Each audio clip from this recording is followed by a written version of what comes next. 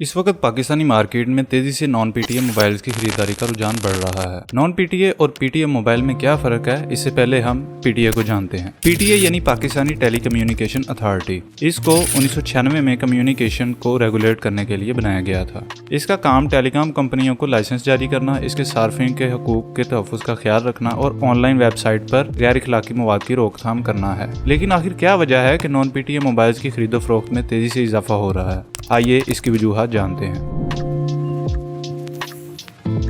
Grey market को एक मिसाल से समझते हैं। आप एक आईफोन खरीदना चाहते हैं और मार्केट में जाते हैं और वहां से आईफोन की कीमत सुनकर आप हैरान रह जाते हैं कि कैसे एक ही कंपनी के मोबाइल मॉडल की कीमत में बहुत ज़्यादा फ़र्क होता है। यहीं से ग्रे मार्केट की इब्तिदा होती है। इसे पैरेलल या डायरेक्ट इंपोर्ट भी कहा जाता है। ये फ़ोन इंटरनेशनल वर्जन के होते हैं जो कि मैन्युफैक्चरर से बगैर कोई एग्रीमेंट किए मंगवाए जाते हैं। क्योंकि ये मोबाइल दूसरे मुल्कों में दूसरी करेंसी में खरीदे जाते हैं तो इसी वजह से ये सस्ते पड़ते हैं। इस ग्रे मार्केट के पाकिस्तान पर काफ़ी मनफी असरात मुरतब हो रहे थे, जैसा कि कस्टम ड्यूटी की मद में हुकूमत टैक्स इकट्ठा नहीं कर पा रही थी। ये मोबाइल फ़ोन्स आम लोगों के लिए भी इंतहाई ख़तरनाक थे, क्योंकि कई डिवाइसेस के IMEI या तो इनवैलिड होते थे या फिर IMEI नंबर के बगैर भी कुछ डिवाइसेस होती थी और ये किसी भी किस्म के जराइम या दहशतगर्दी की वारदातों में इस्तेमाल हो सकते थे। यहाँ आपके लिए IMEI नंबर का जानना इंतहाई ज़रूरी है कि ये क्या होते हैं और इनका क्या मकसद है।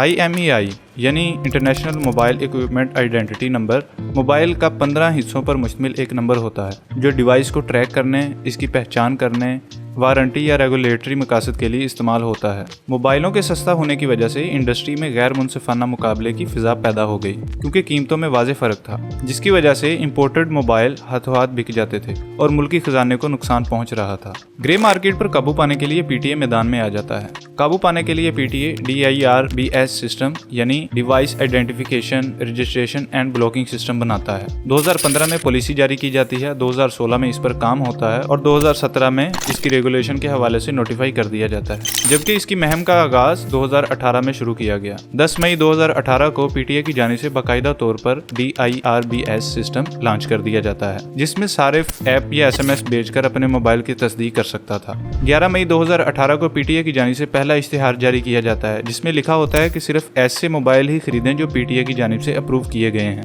पीटीए ने 2018 की अवामी आगाही मुहिम के दौरान कहा कि जो भी मोबाइल बाहर से इंपोर्ट होकर आएगा इस पर कस्टम ड्यूटी अदा करना होगी, और ये कस्टम ड्यूटी इतनी ज़्यादा होती थी जो कि अक्सर मोबाइल की आधी कीमत के बराबर होती थी। और जो कस्टम ड्यूटी अदा नहीं करेगा इसकी मोबाइल डिवाइस का IMEI नंबर ब्लॉक कर दिया जाएगा, जिसकी वजह से इन पर पाकिस्तानी सिम नहीं चल पाती थी। और ये वो वक्त होता है जब पाकिस्तानी लोकल मोबाइल इंडस्ट्री उड़ान बढ़ना शुरू करती है।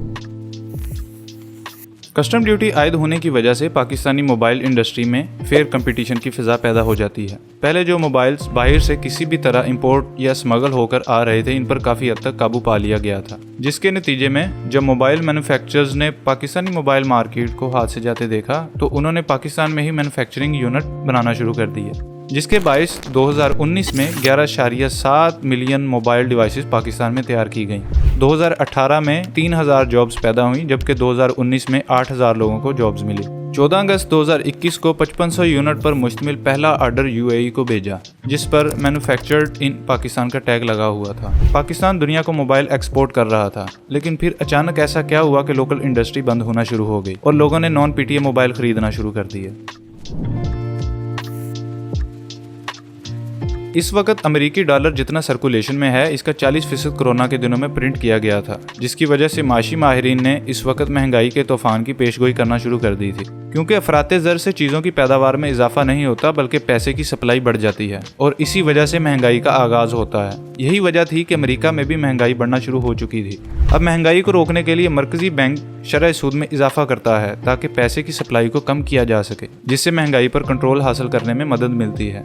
यहाँ पर अमेरिका ने डॉलर पर शरह सूद बढ़ाना शुरू कर दिया। अब चूंकि ग्लोबल ट्रेड डॉलर में होती है, हर मुल्क ने डॉलर को अपनी रिजर्व करेंसी के तौर पर रखा हुआ है, तो सरमायादारों ने अपना पैसा निकाल कर डॉलर में कन्वर्ट करना शुरू कर दिए, जिसकी वजह से 2022 में बड़ी बड़ी मजबूत करेंसियां डिवैल्यू हुई थी। बरतानवी पाउंड, जिसे दुनिया में मुस्तहकम करेंसी समझा जाता है, ये सितंबर 2022 में डॉलर के मुकाबले में अपनी कम तरीन सतह पर गिर चुकी थी। इस ग्लोबल माशी सूरत हाल के बायस पाकिस्तानी करेंसी भी अच्छी खासी डिवैल्यू हुई। पाकिस्तानी हुकूमत ने ज़र मुबादला में कमी के बायस LC यानी लेटर ऑफ क्रेडिट पर पाबंदी लगा दी। लेटर ऑफ क्रेडिट बैंक की जानिब से एक गारंटी का काम करता है, जिसमें माल बेचने वाले को कहा जाता है कि आप माल बेच दें, आपको रकम की अदायगी की यकीन दहानी करता हूँ। पाकिस्तानी मोबाइल इंडस्ट्री को हर माह $170 मिलियन के मोबाइल पार्ट्स बाहर से इंपोर्ट करना होते थे ताकि लोकल मार्केट में इसकी असम्बलिंग की जा सके।